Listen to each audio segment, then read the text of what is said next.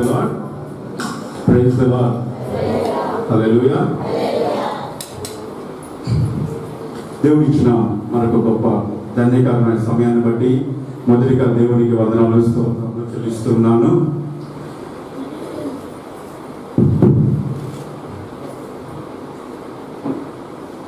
దేవుని యొక్క అత్యంత కృప, ఆయన కరుణ, ఆయన వాత్సల్యము, ఆయన కరుణ కటాక్షములు మనందరి మీద నిండుగా ఉండునుగాక. ఆమేన్. ఈరోజు మనము ఒక ప్రత్యేకమైన వాక్యాన్ని మనం ధ్యానించబోతా ఉన్నాము. దేవుడు మనందరితో ఈరోజు ఒక నూతన విధానంలో మాట్లాడాలని కోరుకుంటా ఉన్నాడు. అందుకే మన ఆరాధనలో కూడా నేను ఎక్కువగా దేవుని సన్నిధి గురించి ఈరోజు ఎందుకు మాట్లాడానంటే, దేవుని సన్నిధి లేకుంటే ఆయన వాక్కు మనకి వెల్లడి అవ్వదు. దేవుని సన్నిధిలోనే మనకు ఆయన వాక్కు, ఆయన ప్రత్యక్షత తెలియజేయబడతా ఉంది. సో ఈరోజు దేవుడు మనతో చాలా బలమైన రీతిగా, చాలా అద్భుతకరంగా, ఒక నూతన విధానంలో ఇక్కడున్న ప్రతి ఒక్కరితో మాట్లాడాలని కోరుకుంటా ఉన్నారు. ఏ ఒక్కరు కూడా ఏ స్థితిలో వచ్చారో అదే స్థితిలో వెళ్ళడానికి వీల్లేదు. దేవుని వాక్యాన్ని నింపుకొని ఈరోజు దేవుడు నాతో ఏం మాట్లాడాడు, దేని గురించి మాట్లాడాడు, ఏ ప్రాంతంలో నేను బలహీనంగా ఉన్నాను, ఏ ప్రాంతంలో నేను అవిశ్వాసంగా ఉన్నాను, ఏ ప్రాంతంలో నేను కృంగిపోయి ఉన్నాను, ఆ ప్రాంతాన్ని సరి చేసుకుని మనం ఈ మందిరం విడిచిపెట్టాలి. అలాగే దేవుడు మనందరికి సహాయం చేయనుగాక. ఆమేన్. ఇక్కడ మనందరికీ దేవుడు రకరకాల వాగ్దానాలు ఇచ్చుంటారు. అందరికి వాగ్దానాలు ఉన్నాయా? చేయి చూపించండి. ఈ వాగ్దానం మీకు ఎంతమంది గుర్తుంది? ఈరోజు దేవుడు మనతో వాగ్దానాల గురించే మాట్లాడబోతూ ఉన్నాడు. దేవుడు నాకు వాగ్దానం ఇచ్చాడు, దేవుడు నాకు ఒక ప్రామిస్ ఇచ్చాడు. ఆ వాగ్దానం నా జీవితంలో నెరవేరట్లేదు, ఆ వాగ్దానం ఆలస్యమైపోతా ఉంది, ఆ వాగ్దానము నెరవేరటకు టైం పడతా ఉంది. ఈ వాగ్దానం నా జీవితంలో ఎప్పుడు నెరవేరింది? ఈ వాగ్దానం నా జీవితంలో నెరవేరిందా లేదా? అసలు వాగ్దానము నేను సరిగా అర్థం చేసుకున్నానా లేదా? దేవుణ్ణి నాతో అసలు ఉన్నాడా? నన్ను గుర్తుపెట్టుకున్నాడా? గుర్తుపెట్టుకుంటే నాకు ఎందుకు ఈ వాగ్దానం నా జీవితంలో నెరవేరటం లేదు అని గనుక మీకు ఒక ఆలోచన ఉంటే, this message is for you. ఈ వాక్యము మీకోసమే.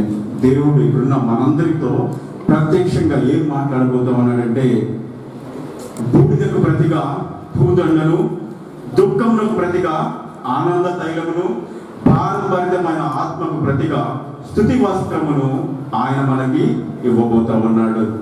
దానికంటే ముంచి, దానికి మించి అవమానమునకు ప్రతిగా రెట్టింపు ఘనత మనకి ఇవ్వాలని ఆశపడతా ఉన్నాడు. అవమానమునకు ప్రతిగా, నాతో చెప్పండి, అవమానమునకు ప్రతిగా రెట్టింపు ఘనత. యెషయా గ్రంథము 61వ అధ్యాయము 6వ వచనంలో ఉంటది.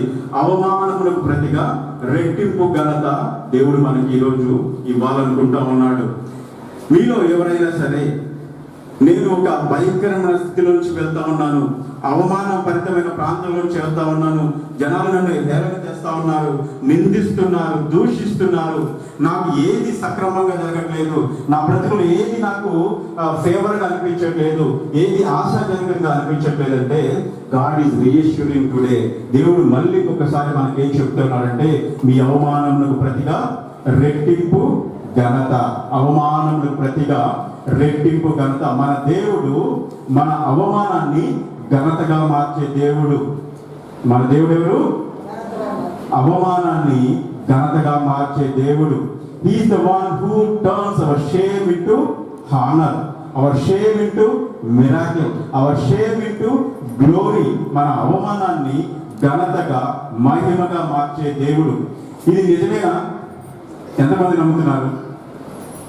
నమ్మకపోతే ఈరోజు మనం దాన్ని ధ్యానించబోతా ఉన్నాం. ఇది ధ్యానించిన తర్వాత వారికి చేసిన దేవుడు నాకు కూడా చేస్తాడు, వారి జీవితంలో చేసిన దేవుడు నా జీవితంలో కూడా చేస్తాడు. నాకు ఆలస్యం అవుతుంది, నా జీవితంలో జరగట్లేదు అంటే నాలో ఏదో లోపం ఉంది, ఏదో ప్రాంతంలో నేను దేవుడి నుంచి తప్పిపోయాను. ఆ ప్రాంతం ఏంటి? నేనేమి సరి చేసుకోవాలి, నేనేది సరిదిద్దుకోవాలని ఈరోజు మనందరం నేర్చుకుందాం ఉన్నాం. అందరూ కలిసి మీ చేతిలో బైబిల్ గ్రంథం ఉంటే కనుక యోహాను సువార్త 2వ అధ్యాయము, యోహాను సువార్త బైబిల్ తెచ్చారు అందరూ. యోహాను సువార్త 2వ అధ్యాయము మొదటి 10 వచనాలు అందరం కలిసి చదువుకుందాం. బైబిల్ మీరు ఓపెన్ చేస్తే ఒకసారి చెప్పండి. అందరూ బైబిల్ ఓపెన్ చేశారా? యోహాను సువార్త 2వ అధ్యాయము మొదటి 10 వచనాలు అందరూ కలిసి చదువుకుందాం. ఓకే. 3వ దినమున గలిలయలోని కానా అను ఊరిలో ఒక వివాహము జరిగెను. యేసు తల్లి అక్కడ ఉండెను. యేసును ఆయన శిష్యులను ఆ వివాహమునకు పిలువబడి ద్రాక్షారసమైపోయినప్పుడు యేసు తల్లి వారికి ద్రాక్షారసము లేదని ఆయనతో చెప్పగా యేసు ఆమెతో, అమ్మా, నాతో నీకేమి పని, నా సమయం ఇంకనూ రాలేదనెను. ఆయన తల్లి పరిచారికులను చూచి, ఆయన మీతో చెప్పినది చేయుడనెను. యూదుల శుద్ధీకరణ ఆచారం ప్రకారము 2-3 తూములు పట్టు 6 రాతి బాణలు అక్కడ ఉంచబడి ఉండెను. యేసు ఆ బాణలు నీళ్లతో నింపుడని వారితో చెప్పగా వారు వాటి అంచుల మట్టుకు నింపిరి. అప్పుడు ఆయన వారితో, మీరిప్పుడు ముంచి విందు ప్రధాని యొద్దకు తీసుకొని పొండని చెప్పగా వారు తీసుకొని పోయి ఆ ద్రాక్షారసము ఎక్కడి నుండి వచ్చెనో ఆ నీళ్లు ముంచి తీసుకొని పోయిన పరిచారకులకే తెలిసినది కానీ విందు ప్రధానికి తెలియకపోయాను. కనుక ద్రాక్షారసమైన ఆ నీళ్లు రుచి చూచినప్పుడు ఆ విందు ప్రధాని పెళ్లి కుమారుని పిలిచి ప్రతి వాడును మొదట నుంచి ద్రాక్షారసమును పోసి జనులు మత్తుగా ఉన్నప్పుడు జబ్బు రసము పోయిను. నీవైతే ఇది వరకును మంచి ద్రాక్షారసము ఉంచుకొని ఉన్నావని అతనితో చెప్పాను. గలిలయలోని కానాలో యేసు ఈ మొదటి సూచక క్రియను చేసి తన మహిమను బయలుపరచెను. మా దేవా, మా ప్రభువా, మా పరలోకపు తండ్రి, మీ వాక్కుతో మమ్మల్ని నింపుతున్నందుకు మీకు వందనాలు తండ్రి. మీ శిలువ చాటున నన్ను మరుగుపరిచి మీ నోటి బోరుగా నన్ను వాడుకుంటున్నందుకు మీకు వందనాలు. మీ వాక్కుతో నేరుగా సూటిగా మీ బిడ్డలతో మాట్లాడి ఉజ్జీవింపజేయమని, స్వస్థపరచమని, సరిచేయమని, ఘనత, మహిమ, ప్రభావం మీరే పొందమని యేసు నామమున ప్రార్థించి వేడుకొనుచున్నాము తండ్రి. ఆమేన్.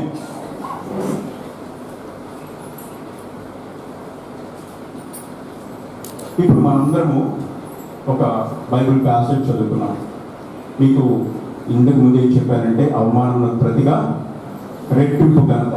ఇప్పుడు మనం చూస్తున్న ప్యాసేజ్లో యోహాను సువార్త 2వ అధ్యాయము మొదటి 10 వచనాలు చూస్తే దేవుడు అక్కడ అదే విషయాన్ని జరిగిస్తూ ఉన్నాడు. ఒక వివాహం జరుగుతూ ఉంది. ఆ వివాహంలో ద్రాక్షారసం అయిపోయింది. ద్రాక్షారసం అయిపోయినప్పుడు ఆ వివాహంలో పరిస్థితి ఎలా ఉంటుంది? అవమానకరంగా ఉంటుంది. అవునా కాదా? వివాహం జరుగుతున్నప్పుడు ప్రొవిజన్స్ అయిపోయినాయి, ఫెసిలిటీస్ లేవనుకోండి, ఆ హోస్ట్కి ఎలా ఉంటుంది? అవమానకరంగా ఉంటుంది, కొంచెం షేమ్ఫుల్గా ఉంటుంది.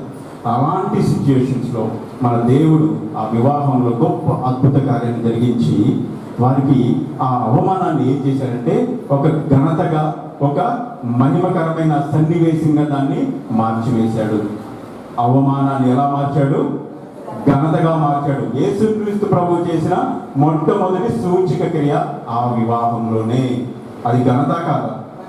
ఆ వివాహంలో ప్రవేశిస్తున్న ఆ జంటకు అది ఘనత కాదా? అవమానం ఎలా మార్చబడింది? ఘనతగా మార్చబడింది. సో ఈ అవమానము మన జీవితంలో కూడా జరుగుతూ ఉంటుంది. మన జీవితంలో కూడా ఎన్నో విషయాల్లో అవమానం పొందుతూ ఉంటాము, నిందలు పొందుతూ ఉంటాము, బాధలు పొందుతూ ఉంటాము. కానీ మన అవమానము ఘనతగా ఎందుకు మారట్లేదు? మన నిందలు మహిమగా ఎందుకు మారట్లేదు? మన అవమానము అవమానంగానే ఎందుకు మిగిలిపోతుంది అనేది మనం ఈరోజు చాలా క్షుణ్ణంగా ధ్యానించబోతా ఉన్నాం. ఎవరు ఎక్కడ డిస్టర్బ్ అవ్వద్దు, ఎక్కడ డిస్ట్రాక్ట్ అవ్వద్దు, చుట్టుపక్కల చూడద్దు, జాగ్రత్తగా వినండి. మనం కొంచెము లోతుగా వెళ్దాం. ధోనిని లోతుగా నడుపుదామా లేకపోతే బయట తిప్పుదామా? ధోనిని లోతుగా తీసుకెళ్దామా? We're going to deep. మనం చాలా లోతుగా వెళ్ళబోతున్నాం. నిద్ర వస్తే మీకు నిద్రపోవద్దు. ఓకే. సో యేసుక్రీస్తు ప్రభు మొట్టమొదటిగా చేసిన సూచిక క్రియ యోహాను సువార్త 2వ అధ్యాయంలో లిఖించబడింది, రికార్డు చేయబడింది. యేసుక్రీస్తు ప్రభువు ఈ సూచక క్రియని ఎక్కడ చేశాడో తెలుసా? యెరూషలేము దేవాలయంలో చేయలేదు, సమాజ మందిరంలో చేయలేదు, ఒక గొప్ప ప్రాంతంలోనో ఒక గొప్ప ప్రదేశంలోనో చేయలేదు. కానీ ఈ మొట్టమొదటి సూచక క్రియని, ఈ అద్భుతాన్ని ఎక్కడ జరిగిస్తున్నాడంటే ఒక వివాహంలో.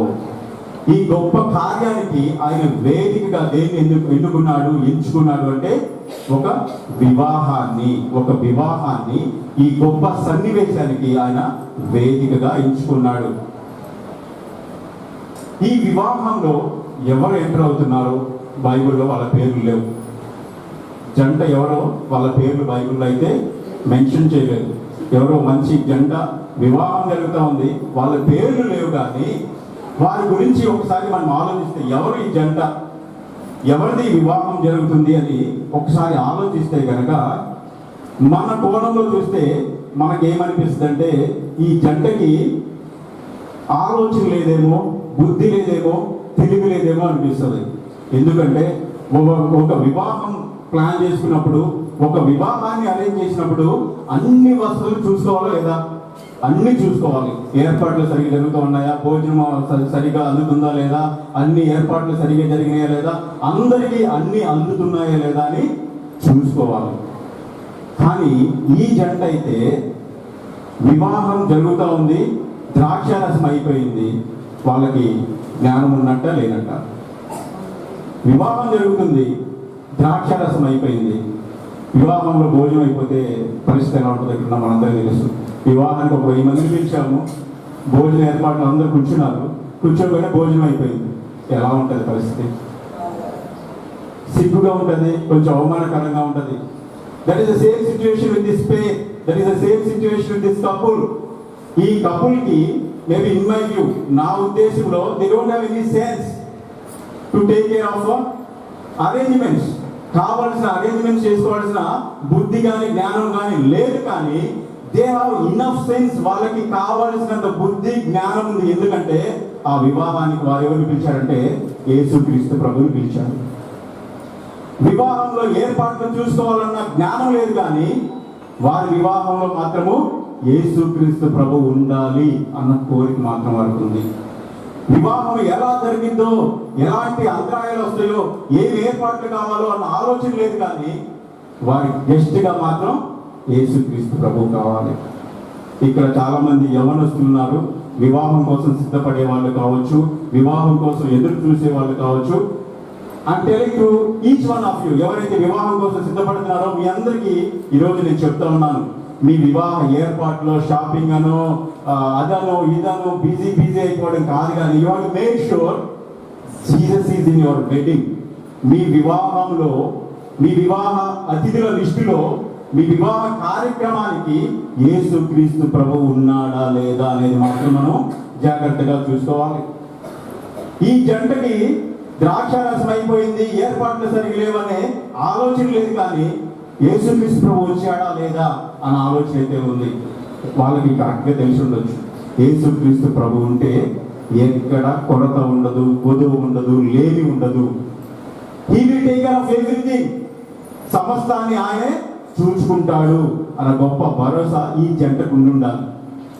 ఈ జంటకి అటువంటి భరోసా ఉంది కాబట్టే వారి వివాహంలో ఏమి ఉన్నా లేకపోయినా వారి వివాహానికి యేసుక్రీస్తు ప్రభు వచ్చాడా లేదా అని మాత్రము వారు చూసుకున్నారు. మన వివాహాల్లో, మన కుటుంబాల్లో, మన జీవితాల్లో, మన సంబంధాల్లో యేసుక్రీస్తు ప్రభు ఉన్నాడా? If you are facing any lack, మీ జీవితంలో ఏదైనా కొరత ఉంది, నీ జీవితంలో ఏదైనా కొదువు ఉంది, నీ ఉద్దేశంలో ఏదైనా అసంతోషం ఉంది, అసమాధానం ఉంది అంటే యేసుక్రీస్తు ప్రభు మీ జీవితంలో లేడు, మీ సంబంధాల్లో లేడు, మీ గృహంలో లేడు, మీ రిలేషన్షిప్లో లేడు. మనందరం ఏం నేర్చుకోవాలంటే ఏది ఉన్నా లేకపోయినా యేసుక్రీస్తు ప్రభు మన జీవితాల్లో ఉన్నాడా లేదా. ఇది ఒక భాగం అయితే యేసుక్రీస్తు ప్రభువుని ఆలోచిద్దాం. వివాహానికి పిలవగానే యేసుక్రీస్తు ప్రభు నో చెప్పలేదు. అదే మనమైతే కొన్ని స్టైల్ కొడతాం కదా, ఎవరన్నా వివాహానికి పిలిస్తే సారీ బ్రదర్, నాకు చాలా బిజీ షెడ్యూల్ ఉంది, నాకు రేపు ఆఫీస్ ఉంది, నేను వేరే అపాయింట్మెంట్స్ ఉన్నాయి, నేను అక్కడికి వెళ్ళాలి ఇక్కడికి వెళ్ళాలి అని చాలా ఓవరాక్షన్ చేస్తూ ఉంటాం. కానీ యేసుక్రీస్తు ప్రభు నో చెప్పలేదు. ఎప్పుడైతే వారు వివాహానికి ఆహ్వానించారో వెంటనే దాన్ని అంగీకరించాడు. తన శిష్యులతో కూడా వివాహానికి విచ్చేశారు. మీకు తెలుసా, యేసుక్రీస్తు ప్రభు అప్పుడే తన సువార్తని ప్రారంభించాడు. సువార్త ప్రారంభంలో ఉంది. మహా అయితే ఆయన భూమి మీద ఎన్ని సంవత్సరాలు ఉంటారు? 3 సంవత్సరాలు ఉంటారు. ఆయన మహా అయితే భూమి మీద ఎన్ని సంవత్సరాలు ఉంటారు? 3 సంవత్సరాలు ఉంటారు. మనకి జీవితంలో కేవలం 3 సంవత్సరాలే మిగిలినాయి.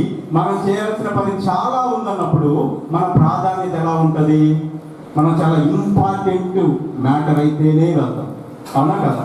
3 సంవత్సరాలు నీ చేతిలో ఉన్నాయి. 3 సంవత్సరాల్లోనే నువ్వు పరిచయం చేయాలి. 3 సంవత్సరాల్లోనే నువ్వు వచ్చిన పనిని ముగించాలన్నప్పుడు ఎక్కడికి పడితే అక్కడికి వెళ్తామా? ఏది ఇంపార్టెంటో, ఏది ముఖ్యమో, ఏది ప్రాముఖ్యమో అక్కడికే వెళ్తాం. ఇక్కడ యేసుక్రీస్తు ప్రభువు గురించి మనం ఒకసారి ఆలోచిస్తే, వివాహానికి పిలవగానే ఆయన అంగీకరించాడు. నా చేతిలో 3 సంవత్సరాలే ఉన్నాయి. ఒకసారి మనం ఆలోచిద్దామండి. మనకి ఇంకా 3 సంవత్సరాలే ఉన్నాయి మన లైఫ్లో. నెక్స్ట్ 3 ఇయర్స్లో మనం చనిపోతామని తెలిసిందనుకోండి, మన జీవితం ఎలా ఉంటుంది, మన బ్రతికి ఎలా ఉంటుంది, మన ఆలోచన ఎలా ఉంటుంది, మన మానసిక స్థితి ఎలా ఉంటుంది. 3 సంవత్సరాల తర్వాత చనిపోవడమే కానీ ఇప్పుడు నుంచే రోజు చచ్చిపోతూ ఉంటాం. ఇంకా అయిపోయింది, నా పని అయిపోయింది, నా పని అయిపోయింది, నా పని అయిపోయింది, నా పని అయిపోయింది, అవునా కదా? But our Lord is not like that. Hour God is not like that. He attended the wedding. ఆయన వివాహానికి హాజరయ్యాడు. మీకు యూదుల వివాహం గురించి ఒక నిమిషం చెప్తాను, జాగ్రత్తగా వినండి. యూదుల వివాహము అదొక పెద్ద సెలబ్రేషన్ లాగా జరిగింది.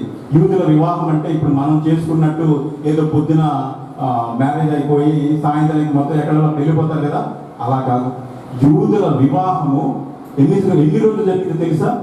7 రోజుల కార్యక్రమం. యూదుల వివాహము ఎన్ని రోజులు జరిగింది? 7 రోజులు జరిగింది.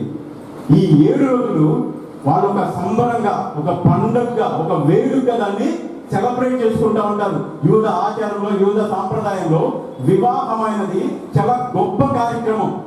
వివాహం అనేది చాలా గొప్ప కార్యక్రమం. ఆ వివాహాన్ని 7 రోజులు వాళ్ళు సెలబ్రేట్ చేసుకుంటూ ఉంటారు. ఆ 7 రోజులు వాళ్ళు ఏం చేస్తారు తెలుసా? ఆ 7 రోజులు వాళ్ళు ఏం చేయరు. వాళ్ళు చేసేది 3 పనులు. ఒకటి singing, 2 dancing, 3 eating. Singing, dancing and eating. పాటలు పాడతారు, నాట్యం చేస్తారు, తింటారు. అంటే మనము పాటలు అనగానే ఏదో డిస్కో డాన్స్లు అవి కాదు. అక్కడ వాళ్ళ నృత్యాలు, కీర్తనలు. పాటలు అంటే దావీదు కీర్తనలు, దావీదు రాసిన కీర్తనలు పాడతారు. నాట్యం అంటే మనం చేసే వెగిలి చేష్టలు కాదు. దేవుని సన్నిధిలో ఎలా ప్రవర్తించాలో ఆ విధంగా నాట్యం చేస్తారు. అన్నిటికంటే ముఖ్యంగా వాళ్ళకి భోజనము, ద్రాక్షారసము చాలా చాలా చాలా ఇంపార్టెంట్. ద్రాక్షారసం అనేది వాళ్ళ కల్చర్లో అదొక పెద్ద భాగం. ద్రాక్షారసము అన్నిటికి మించి వాళ్ళు వాటర్ కంటే కూడా ఎక్కువ ద్రాక్షారసం తాగుతారు. నేను ఈ ద్రాక్షారసం అనే మాటని చివరి దాకా చెప్తూనే ఉంటాను. మీరు ద్రాక్షారసం అనగానే ఇది ఒక మత్తులాగా చూడకండి, అది మత్తు పదార్థం కాదు. ద్రాక్షారసాన్ని వాళ్ళు ఏం చేస్తారంటే డైల్యూట్ చేస్తారు. అంటే ద్రాక్షారసము డైరెక్ట్గా తాగరు. ద్రాక్షారసాన్ని నీళ్ళల్లో కలిపి దాన్ని కొంచెం పలస చేసి దాన్ని తాగుతారు. ద్రాక్షారసం అని బైబిల్లో ఎక్కడ వచ్చినా సరే మీరు ఇది ద్రాక్షారసం ఒక మత్తు పదార్థంగా ఉంటుంది. మనకి అందరి ద్రాక్షారసం అనగానే ఒక మత్తు పదార్థంగా చూస్తాము. కానీ యూదులు తాగే ద్రాక్షారసము మత్తు పదార్థం కాదు, అది డైల్యూటెడ్ వైన్. అదొక పలచగా చేయబడిన ద్రాక్షారసం. ఈ వేడుకకి యేసుక్రీస్తు ప్రభు వచ్చాడు. యేసుక్రీస్తు ప్రభు ఆ వేడుకలో ఆనందిస్తూ ఉన్నాడు, ఆ వేడుకలో భాగంగా ఉన్నాడు, ఆ వివాహాన్ని ఎంజాయ్ చేస్తూ ఉన్నాడు. ఇప్పుడు ఒక నిమిషం ఆగి ఆలోచిద్దాం. ఆ వివాహంలో ఎవరెవరు ఉన్నారు? యేసుక్రీస్తు ప్రభు ఉన్నారు, యేసుక్రీస్తు ప్రభు తల్లి ఉంది, యేసుక్రీస్తు ప్రభు శిష్యులు కూడా ఉన్నారు. యోహాను ఈ చాప్టర్ రాసేప్పుడు చాలా విపులంగా రాస్తూ ఉంటాడు. మన యోహాను గ్రంథం ఇప్పుడు యోహాను సువార్త ఇప్పుడు చదివినా సరే మనం ఏం గుర్తుపెట్టుకోవాలంటే, యోహాను యేసుక్రీస్తు ప్రభుని ఎలా చూపిస్తాడంటే ఒక సంపూర్ణమైన మానవుడు, ఒక సంపూర్ణమైన దేవునిగా చూపిస్తాడు.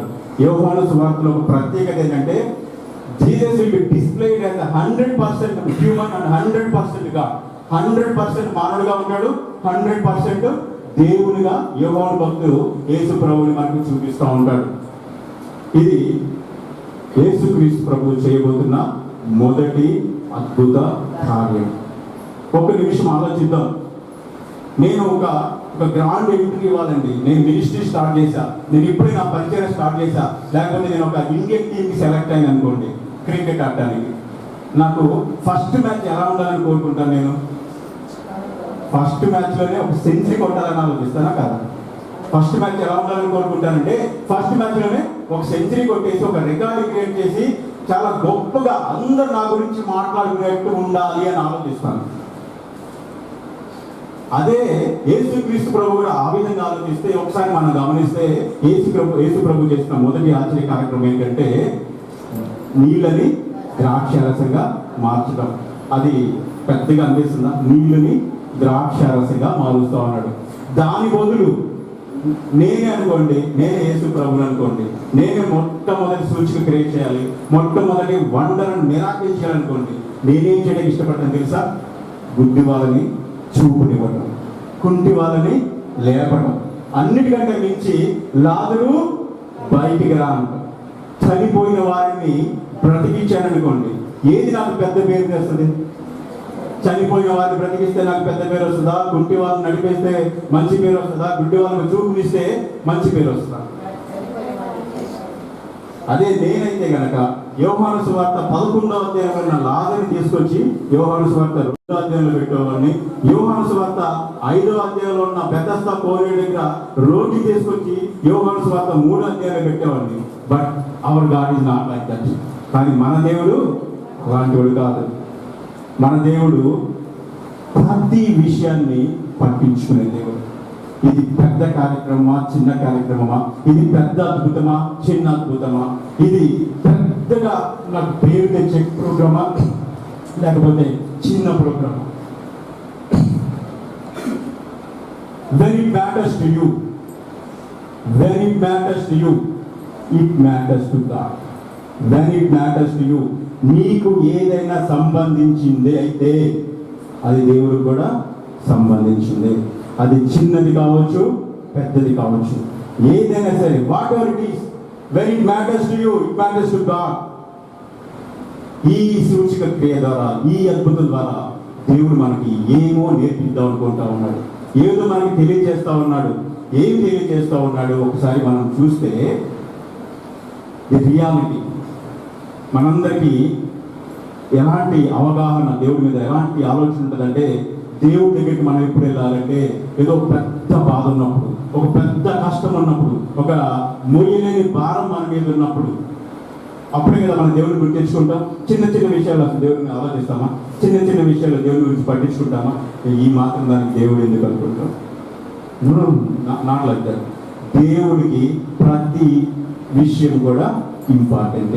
When it is important to you, when it is matters to you, నీకు సంబంధించిందైతే, నీకు అది ముఖ్యమైతే, అది చిన్నదైనా పెద్దదైనా సరే అది దేవునికి ముఖ్యమే.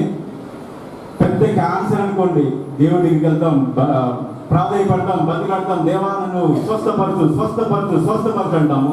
ఏదో చిన్న జ్వరం వస్తే ప్రార్థన చేస్తామా? డైరెక్ట్గా వెళ్ళి ఒక టాబ్లెట్ వేసుకుంటాం, డోలో 650 వేసుకుంటాం. ప్రేయర్ చేస్తామా? జ్వరానికి ప్రేయర్ చేస్తామా? అదే పెద్ద వ్యాధి అయితే. అంటే దేవుడిని మనం ఎలా ఊహించుకుంటామంటే, పెద్ద పెద్ద కష్టాలు వస్తేనే దేవుడి దగ్గరికి వెళ్ళాలి, పెద్ద పెద్ద బాధలు వస్తేనే దేవుడి దగ్గరికి వెళ్ళాలి అని మనం దేవుడికి ఊహించుకుంటా ఉంటాం. దేవుడు అలా కాదు. Nothing is too big to God, nothing is too small to God. దేవుడికి ఏది పెద్దది కాదు, దేవుడికి ఏది చిన్నది కాదు. దేవుని దృష్టికి అన్ని సమానమే. When it matters to you, ముఖ్యంగా మళ్ళీ చెప్తున్నా, నిన్ను ఏదైనా బాధిస్తుంది, నిన్నేదైనా శోధిస్తుంది, నిన్నేదైనా వేధిస్తుంది అంటే అది చిన్నదైనా పెద్దదైనా సరే, God enters into that matter. దేవుడు దానిలోకి ఎంటర్ అవుతాడు. ఇక్కడ మనం చూస్తే కనుక ఈ వివాహంలో ద్రాక్షారసం అయిపోతూ ఉంది. మేబీ అది చిన్నదే అయి ఉండొచ్చు, నీళ్ళలో ద్రాక్షారసం చేయడం చిన్నదే ఉండొచ్చు. But it matters to God, it matters to God. ఎందుకంటే ద్రాక్షారసం అయిపోతే ఆ జంట, నూతనంగా వివాహంలోకి వెళ్తున్న జంట పరిస్థితి ఏంటి, వాళ్ళు వెళ్ళే అవమానకర పరిస్థితులు ఏంటి, వాళ్ళు ఎదుర్కోవాల్సిన అవమానమైన పరిస్థితులు ఏంటి, దట్ మ్యాటర్స్ టు గాడ్. దేవునికి అది చాలా చాలా చాలా ముఖ్యము.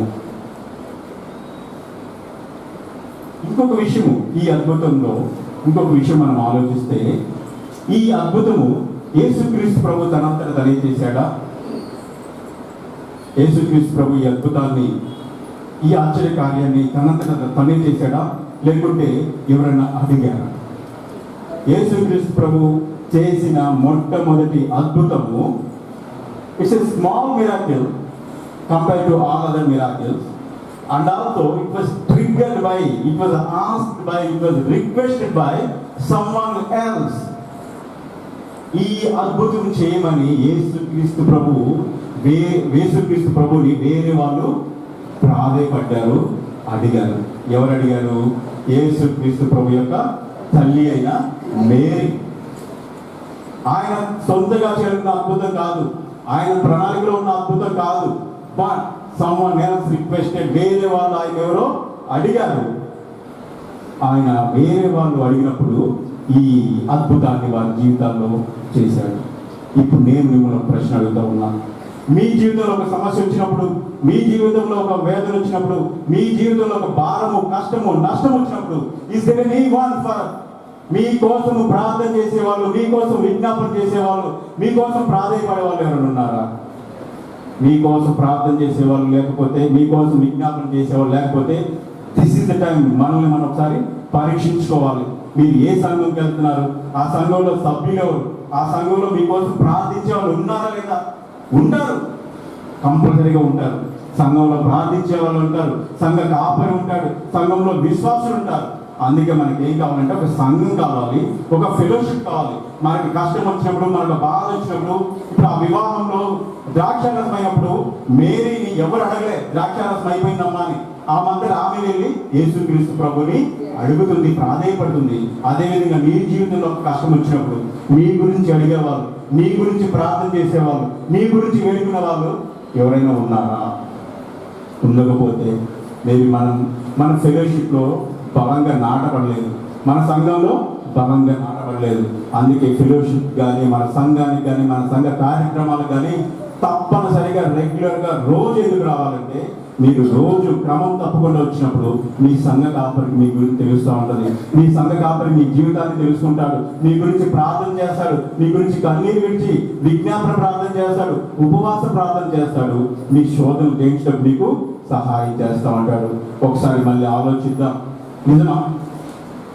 వేరే వాళ్ళు అడిగితే దేవుడు మన ప్రార్థన వింటాడా?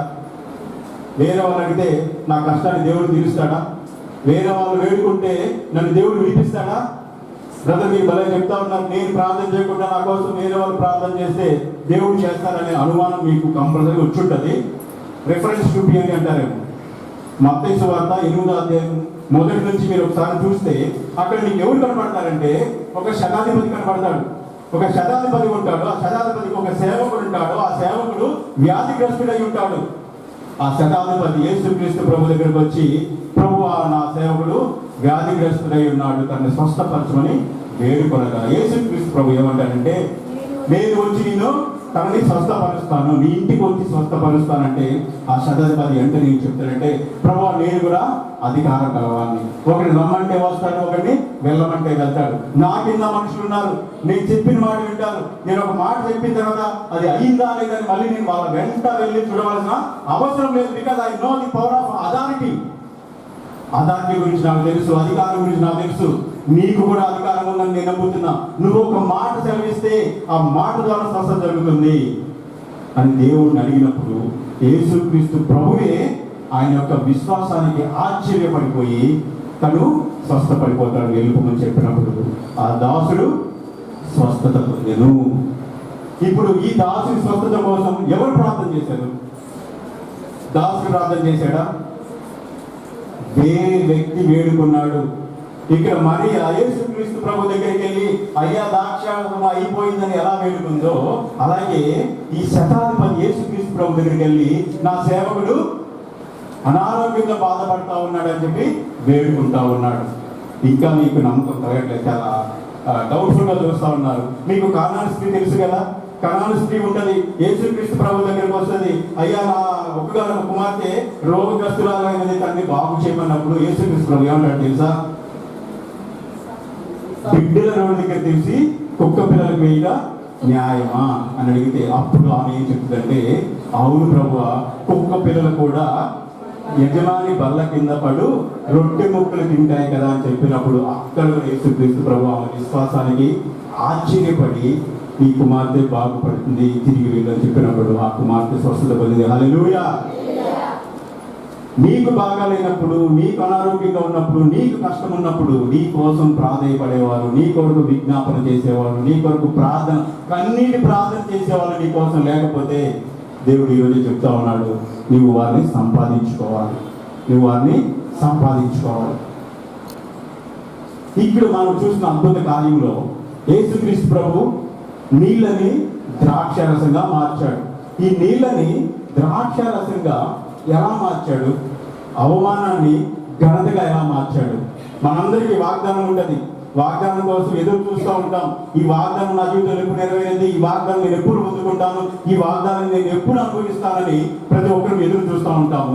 కానీ మన జీవితంలో జరగలేదు అనుకోండి, నిరాశలోకి, నిస్పృహలోకి, అనుమానంలోకి, విశ్వాసాన్ని కోల్పోయి అసలు ఇది కరెక్టే కాదు, ఇది రాంగ్, దేవుడు ఎప్పుడు నన్ను పట్టించుకునే ఒక నైరాశ్యంలోకి వెళ్ళిపోతూ ఉంటాం. అదే కనుక నీ స్థితి అయితే ఈరోజు దేవుడు నీతో నేరుగా మాట్లాడుతూ ఉన్నాడు. మన దేవుడు అవమానాన్ని ఘనతగా మార్చే దేవుడు. He is the one who turns the water into wine. ఆయన నీళ్లను ద్రాక్షారసంగా మార్చగలిగిన వాడు.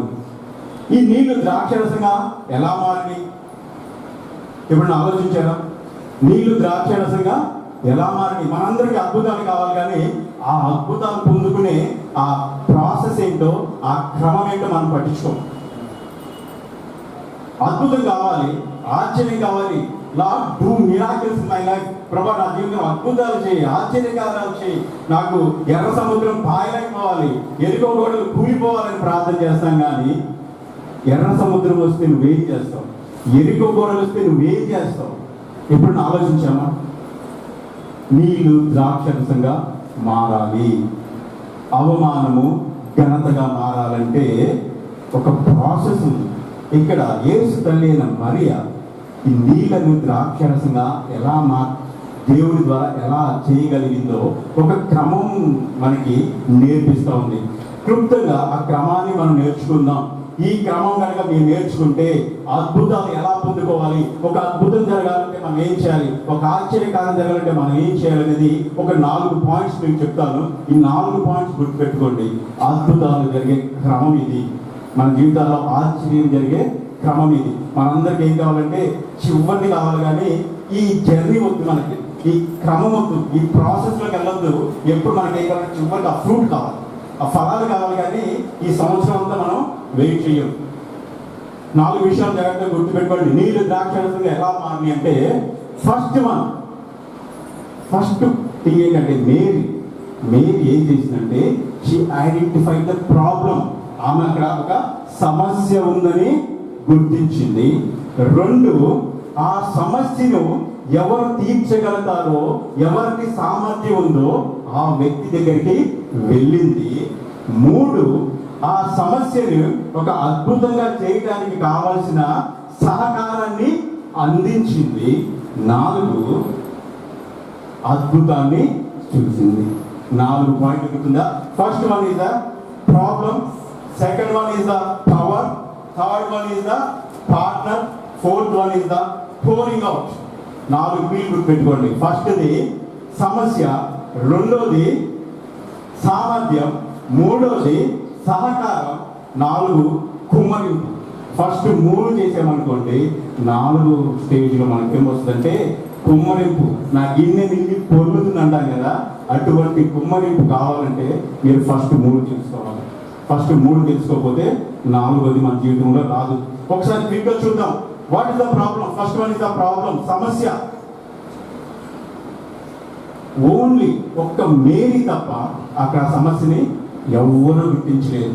అక్కడ యోహాను సువార్తలో చూస్తే కనుక మూడవ వచనం, ద్రాక్షారసం అయిపోయినప్పుడు యేసు తల్లి వారికి ద్రాక్షారసం లేదని ఆయనతో చెప్పగా.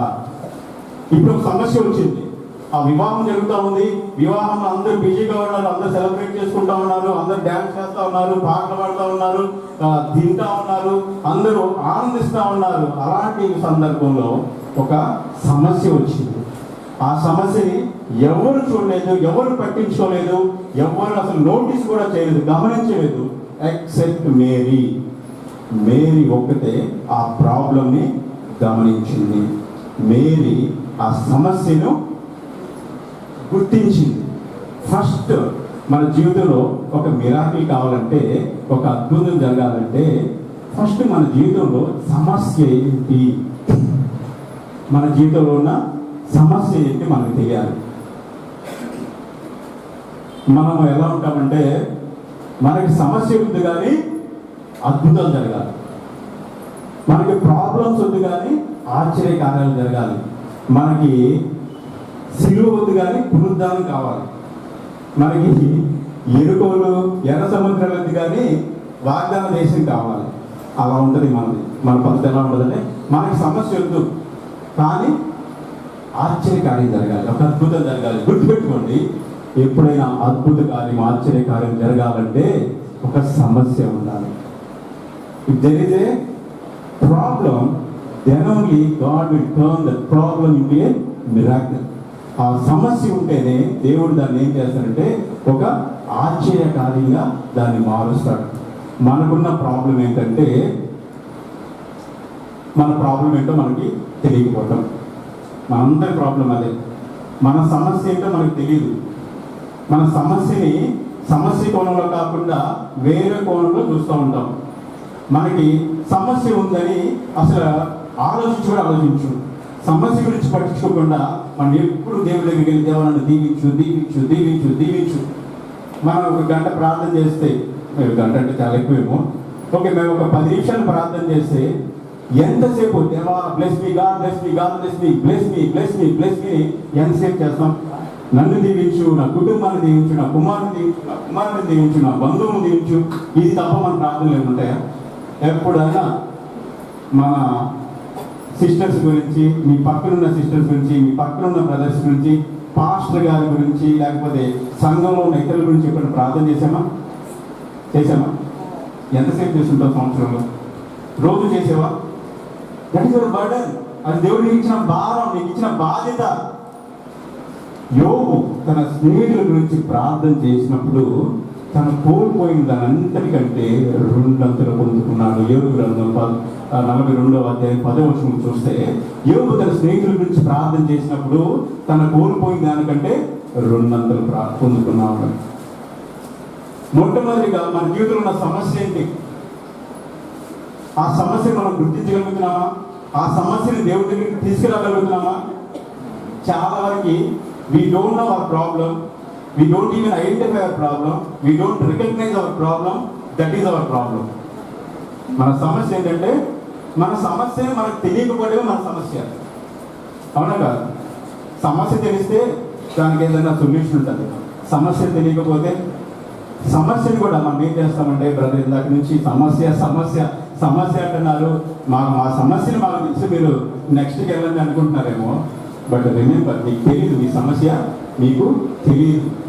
మనం ఎప్పుడు ఏం ఆలోచిస్తామంటే, we don't go to the root of the issue, we always think about the fruit of the issue. అంటే ఆ సమస్య మూలం ఏంటి, ఆ సమస్య మూలం ఏంటో మనం ఆలోచించము. ఈ సమస్య ఎందుకు వచ్చిందో ఆలోచించము, దేని వల్ల ఈ సమస్య వచ్చిందో ఆలోచించము. కానీ ఈ సమస్య ఎలా పోయింది అని ఆలోచిస్తాం. నీకు రూట్ ప్రాబ్లం తెలిస్తేనే కదా సమస్య పోయింది. ఒక వ్యాధి వచ్చినప్పుడు ఆ వ్యాధి దేని వల్ల వచ్చిందో తెలియకుండా మందించారనుకోండి, నేను పెయిన్ కిల్లర్ లాగా అప్పుడప్పుడు టెంపరీ కొంచెం రిలీఫ్ వస్తుంది. అలా కాకుండా ఒక కోర్స్ ఇచ్చారనుకోండి, అప్పుడు మీకు కంప్లీట్ రిలీఫ్ వస్తుంది. చాలాసార్లు మనం ఏం చేస్తామంటే, మన సమస్య గురించి మనం పట్టించుకో. మీకు అందరికీ అప్పుడున్నా, అప్పు లేకపోతే దేవుడు దీవించింది కాక హల్లెలూయా. అప్పున్న వాళ్ళకి చెప్తున్నా, మనకు 1,00,000 రూపాయలు అప్పు ఉందనుకోండి, దేవుడి దగ్గరికి ఏం ప్రార్థన చేస్తాము? దేవా 1,00,000 రూపాయలు అరించేది, దేవా నాకు 1,00,000 రూపాయలు కావాలి, 1,00,000 రూపాయలు కావాలి, ఇప్పుడు ఈ అప్పుల నుంచి నన్ను తప్పించండి, ఈ అప్పుల నుంచి నన్ను తప్పించండి, ఈ అప్పు బాధ నేను పడలేకపోతున్నామని దేవుడిని ఆ 1,00,000 రూపాయల గురించి ప్రార్థన చేస్తామే. కానీ అసలు దానికి ప్రాబ్లం ఏంటి ఇప్పుడు ఆలోచించాము? ప్రాబ్లం ఏంటి? ఆ 1,00,000 రూపాయలు అప్ప. 1,00,000 రూపాయల అప్పు కాదు నీ ప్రాబ్లం. నీ ప్రాబ్లం వేరే. నేను ఇప్పుడు నీకు 1,00,000 రూపాయలు ఇచ్చాను అనుకోండి, ఆ అప్పు తీర్చేస్తావు, ఇంకొక 5 లక్షలు అప్పు చేస్తావు.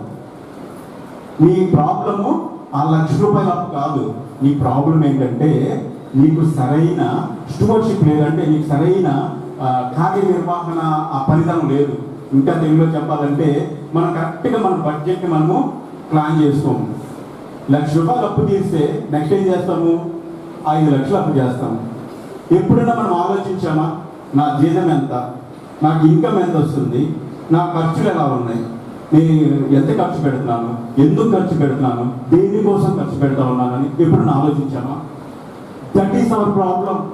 దేవుడు మనల్ని ఆ రూట్ ఆఫ్ ది ప్రాబ్లం తీసుకెళ్తాడు. దేవుడి దగ్గరికి వెళ్ళినప్పుడు దేవుడికి అప్పు తీర్చడం.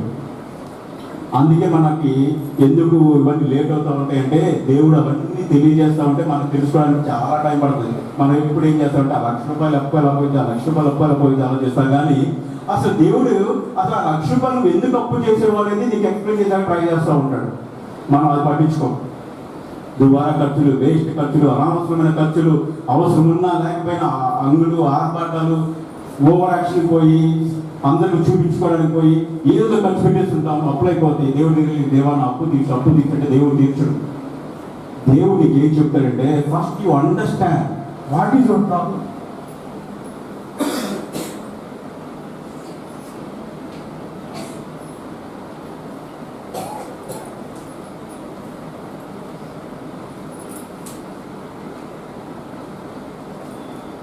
దేవుడు మనకి ఏం చెప్తాడంటే, మన ప్రాబ్లం ఏంటి, ఆ ప్రాబ్లం ఎందుకు వచ్చింది మన జీవితంలో, ఆ ప్రాబ్లం పోవాలంటే ఏం చేయాలంటే ఫస్ట్ మనము మన లెక్క మనం నేర్చుకోవాలి.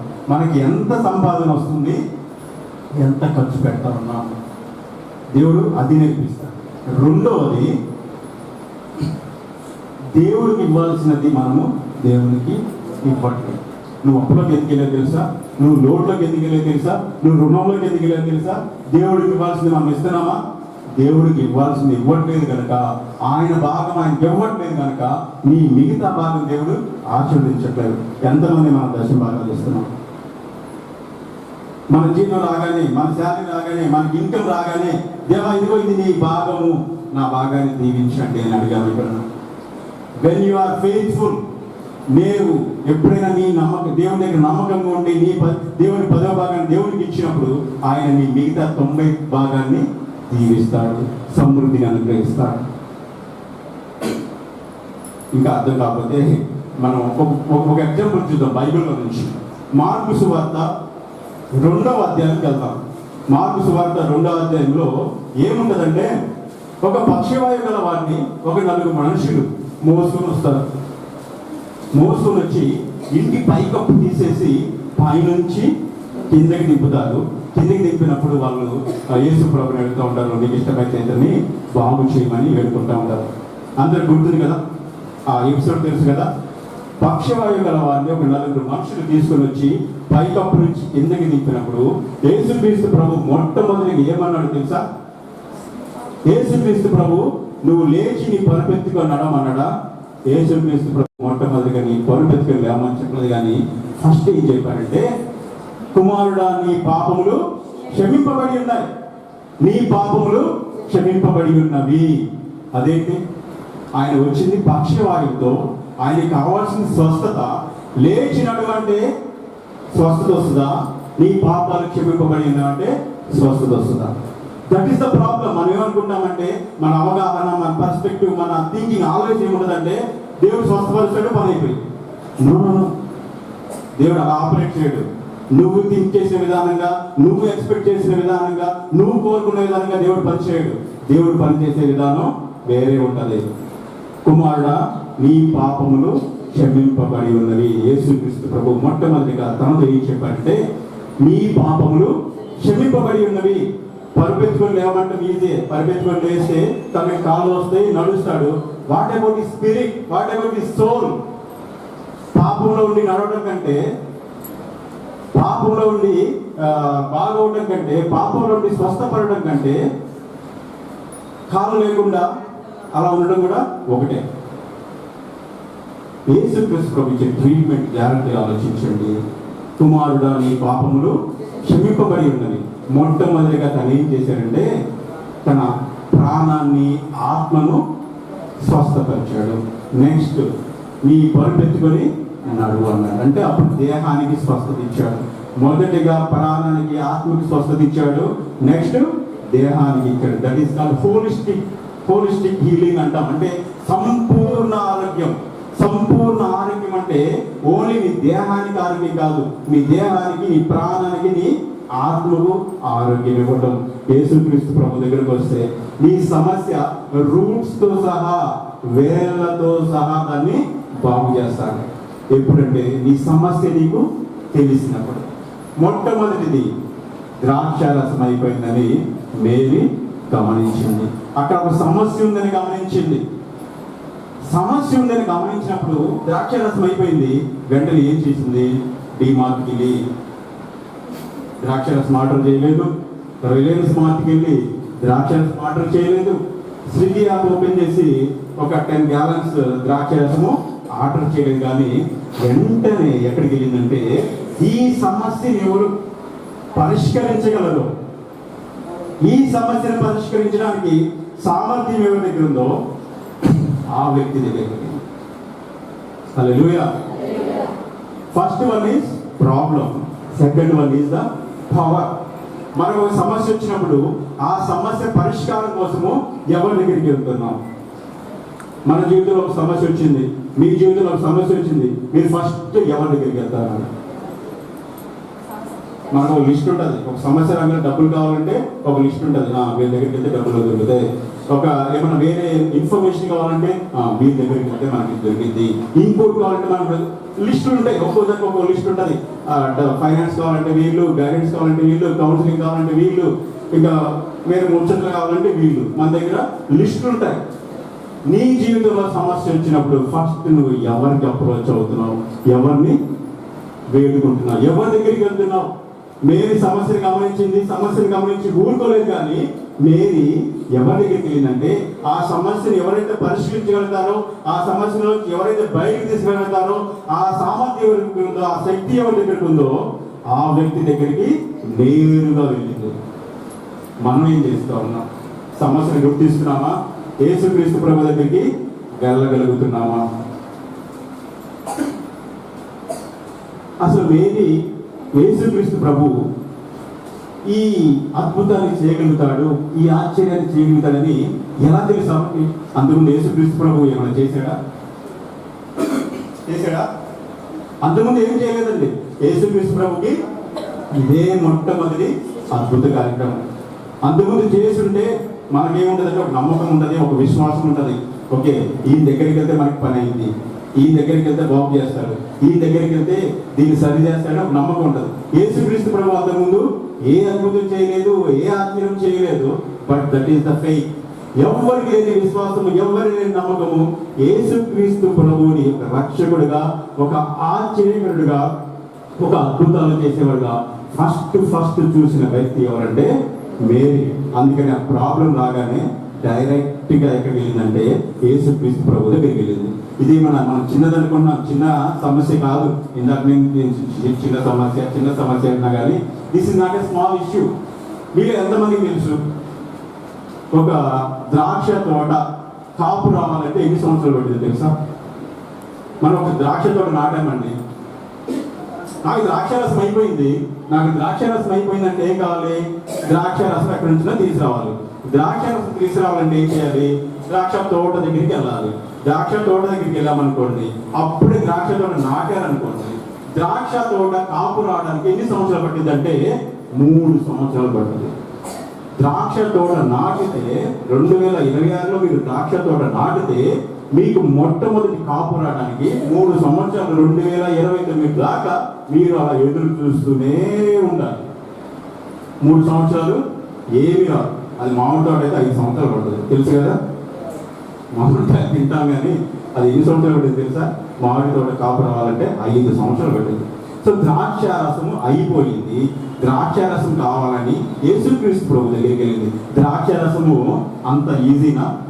కాపు రావడానికి కాపు రావడానికి 3 సంవత్సరాలు పట్టింది.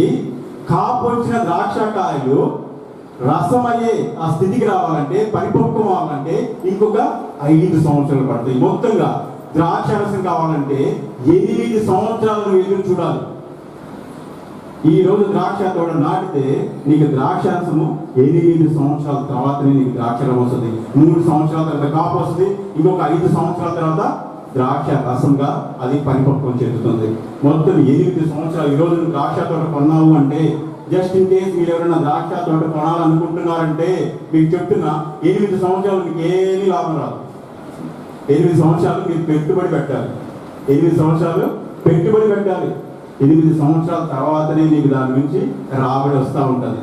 8 సంవత్సరాలు ద్రాక్షరసం రావడానికి 8 సంవత్సరాలు పట్టే అటువంటి స్థితిలో ఈమె ఇల్లు ఏం చెప్తుందంటే, ద్రాక్షరసం అయిపోయింది. ద్రాక్షరసము అయిపోయింది. ద్రాక్షరసం వెంటనే వచ్చేస్తుందా? ద్రాక్షరసం కావాలంటే 8 సంవత్సరాలు పడుతుంది. కానీ షీ నోస్, మేరీకి తెలుసు 8 సంవత్సరాలు పట్టే ద్రాక్షరసాన్ని కూడా, ద్రాక్షరసం కావాలంటే 8 సంవత్సరాలు పడుతుందని తెలిసి కూడా తను యేసుక్రీస్తు ప్రభు దగ్గరికి ఎందుకు వెళ్ళిందంటే, ఈయన 8 సంవత్సరాలని కూడా నిమిషంలో మార్చగలడు. ఒక నిమిషంలో దాన్ని చేయగలడు. అటువంటి శక్తి తన దగ్గర ఉంది. అటువంటి పవర్ యేసుక్రీస్తు ప్రభు దగ్గర ఉందని మేరీకి తెలుసు. చాలాసార్లు మన జీవితాల్లో ఎన్నో సంవత్సరాలు కోల్పోయారా? ఎన్నో సంవత్సరాలు కోల్పోయి ఉంటాం. మన ఆరోగ్య పరంగా కావచ్చు, మన ఆర్థిక పరంగా కావచ్చు, మేబీ స్టడీస్ వైజ్ కావచ్చు, కెరీర్ వైజ్ కావచ్చు, చాలా చాలా విషయాలు మనం చాలా సంవత్సరాలు కోల్పోయి ఉంటాం. మీ కోల్పోయిన సంవత్సరాలన్నీ రెస్టోర్ చేసే ఒకే ఒక శక్తి, సామర్థ్యం ఎవరికి ఉన్నదంటే యేసుక్రీస్తు ప్రభువుకి ఉంది. హల్లెలూయా. పాత నిబంధన గ్రంథంలో చెప్తూ ఉంటారు కదా, మీ విడుదల తినివేసిన మీ పంటను తిరిగి సమకూరుస్తాను, మీరు కోల్పోయిన దాన్ని తిరిగి మీకు అప్పగిస్తాను. He is the only one who can restore.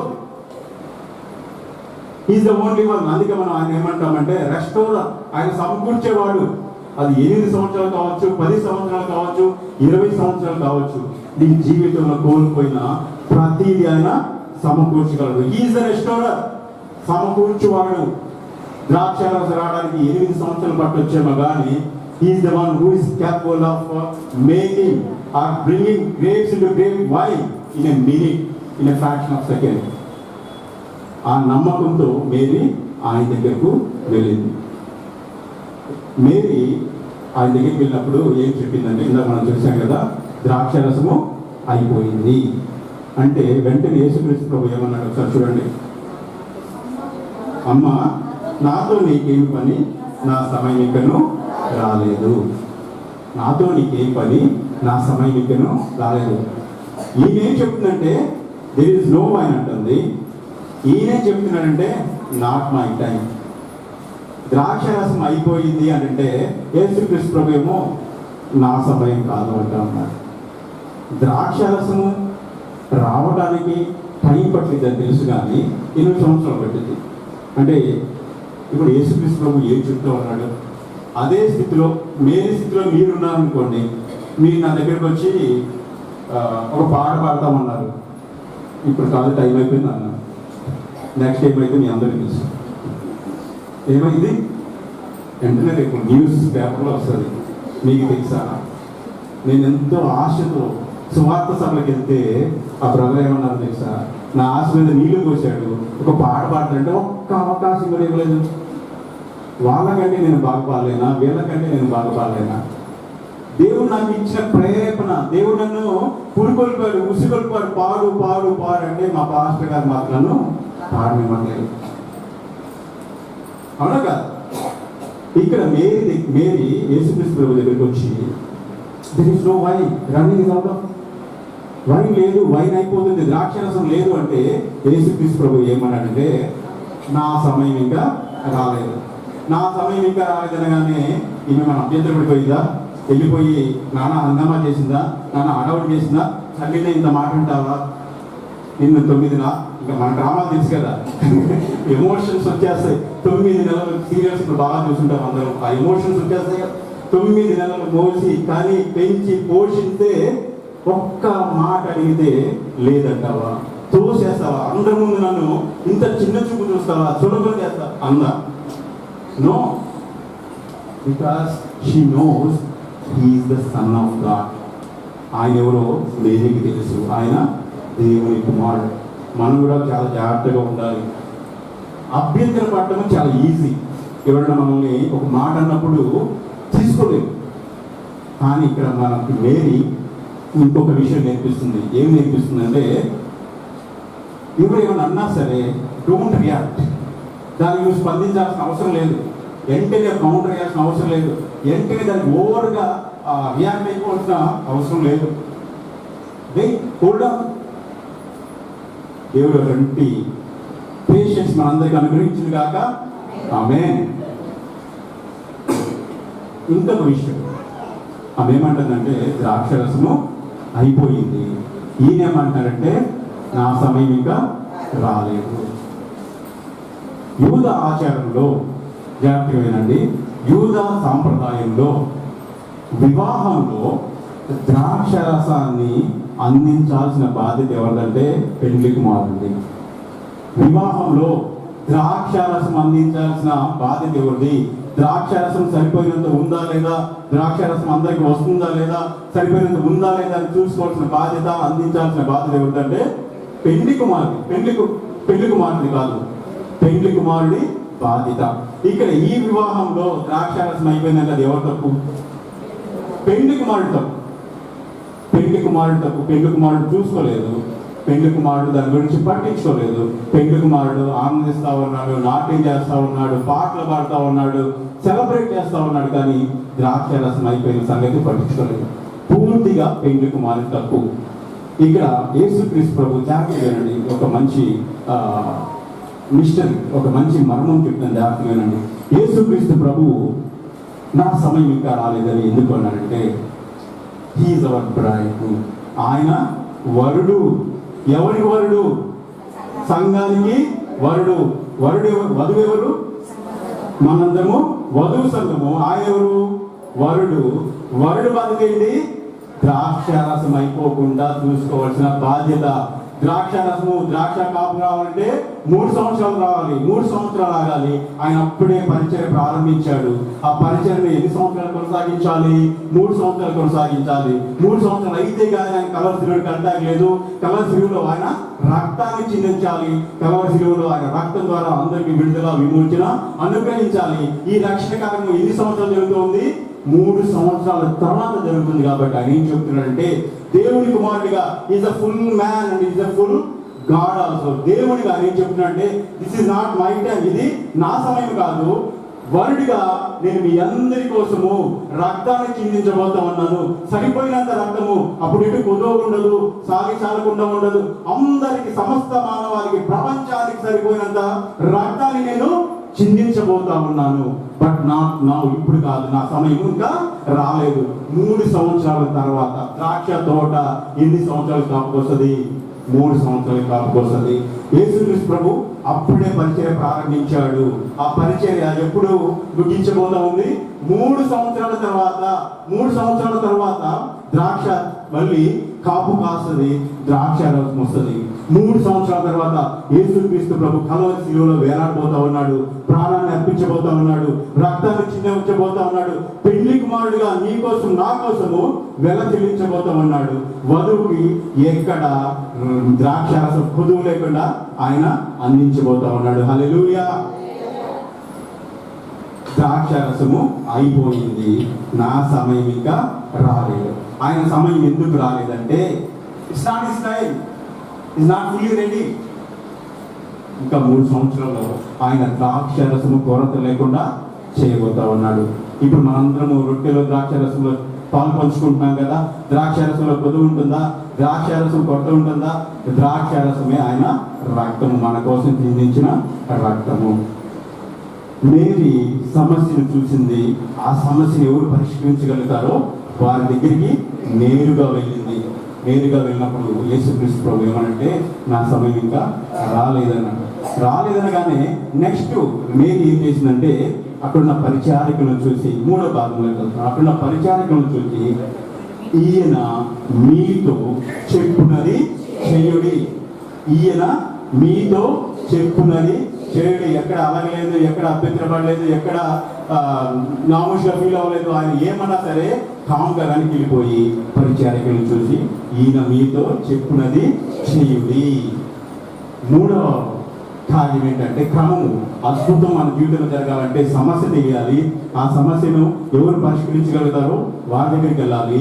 మూడోది ఏం కావాలంటే, పార్ట్నర్స్ కావాలి, మనకి సహకారులు కావాలి. ఇక్కడ పరిచారకుల దగ్గరికి మేరీ వెళ్ళి ఏం చెప్పిందంటే, ఆయన మీతో చెప్పినది చేయుడి. ఆయన మీతో ఏది చెప్తే అది ఎదురు చెప్పొద్దు, ప్రశ్నించొద్దు, కన్సర్న్ రైట్ చేయొద్దు. ఆయన మీతో ఏది చెప్తే దానిని చేయుడి. సహకారులు కావాలి. యేసుక్రీస్తు ప్రభువు లేకపోతే మన దేవుడు ఏదైనా కార్యం జరిపించాలంటే సహకారుల కోసం చూస్తూ ఉంటాడు. పాత నిబంధనలో దేవుడు చెప్తా ఉంటాడు, బండ సందులలో నిలబడి ప్రార్థించే వారు ఎవరు ఉన్నారా అని యెహోవా కన్నులు వెతుకుతూ ఉన్నాయి. ఎవరైనా ప్రార్థన చేస్తారా? ప్రార్థన చేస్తే ఈ సిస్టర్ని కాపాడదాం, ఈ సిస్టర్ని కాపాడదాం. ఎవరైనా ఈ గురించి ప్రార్థన చేసేవాళ్ళు ఉన్నారా? ఎవరైనా ఈ బ్రదర్ గురించి ప్రార్థన చేసేవాళ్ళు ఉన్నారా? ఎవరైనా ఈ సిస్టర్ గురించి ప్రార్థన చేసేవాళ్ళు ఉన్నారా? ఎవరైనా వీరి గురించి ప్రార్థన చేసేవాళ్ళు ఉన్నారా అని యెహోవా కన్నులు వెతుకుతూ ఉన్నాయంట. ఆయనకి ఎవరు కావాలంటే ప్రార్థించే వాళ్ళు కావాలి. ఆయన కార్యం జరిపించాలంటే సహకారం చేసే వాళ్ళు కావాలి. God always needs someone to support his work. ఆయన కార్యాన్ని జరిపించడానికి సపోర్ట్ చేసే వాళ్ళు ఆయనకి కావాలి. ఇశ్రాయేలు ప్రజలు ఐగుప్తుని విడిచి బయటకు వచ్చారు. ఎదురుగా ఎర్ర సముద్రం వచ్చింది. ఎర్ర సముద్రం లాగానే దేవుడైన యెహోవా ఎర్ర సముద్రం రెండు పాయలుగా అన్నాడా? నో. దేవునికి మోషే అవసరమయ్యాడు. దేవునికి మోషే అవసరమయ్యాడు. యోర్దాను నది వచ్చింది, యాజకులు అవసరమయ్యారు. ఎరికో గోడలు వచ్చింది, లేవీయులు అవసరమయ్యారు. మిద్యానీయులు వచ్చారు, గిద్యోను అవసరమయ్యాడు. గొల్యాతు వస్తే దావీదు కావాల్సి వచ్చింది. దేవుడు భూమి మీద ఏ కార్యం జరిగించాలన్నా he seeks for someone who can partner with him. ఆయనతో కలిసి పనిచేసే భాగస్వాములు ఎవరు ఉన్నారా? ఈ కార్యాన్ని జరిగించాలి, నాతో కలిసి పనిచేసే వాళ్ళు ఎవరు ఉన్నారా? ఈ అద్భుతాన్ని జరిగించాలి, నాతో కలిసి పనిచేసే వాళ్ళు ఎవరు ఉన్నారా? ఈ కార్యాన్ని జరిగించాలి, నాతో కలిసి పనిచేస్తావా అని ఆయన ఎదురు చూస్తూ ఉంటాడు. ఆయన వెతుకుతూ ఉంటాడు, ఎదురు చూస్తూ ఉంటాడు. మీ జీవితంలో ఒక కార్యం జరగాలంటే he needs some partners. ఆయనకి భాగస్వామ్యం కావాలి. అందుకే మేరీ ఇది తెలుసు కాబట్టి మేరీ ఏమన్నా తెలుసా? అక్కడున్న పరిచారికలు చూసి, ఆయన మీతో చెప్పునది చేయుడి, ఆయన మీతో ఏది చెప్తే అది చేయుడి.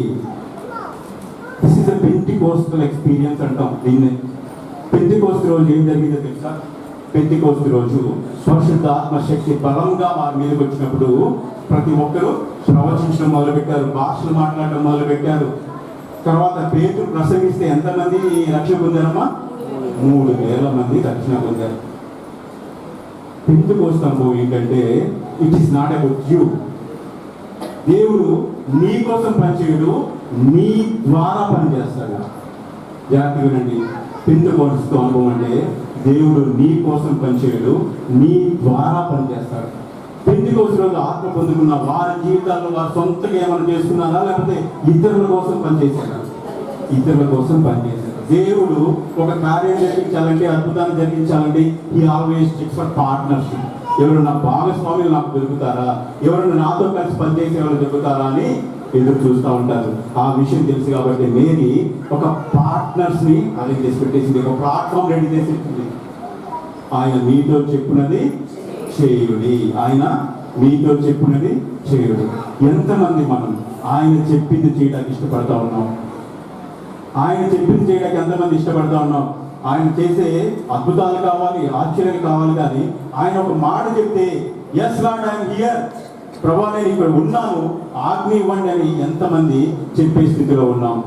ప్రశ్నించకుండా ఆయనకు ఉపయోగగలుగుతున్నామా, ఆయనకు విధేయం చూపిస్తున్నామా, ఆయనకు లోబడుతూ ఉన్నామా? మనం ఒకసారి మనము ప్రశ్నించుకుందాం.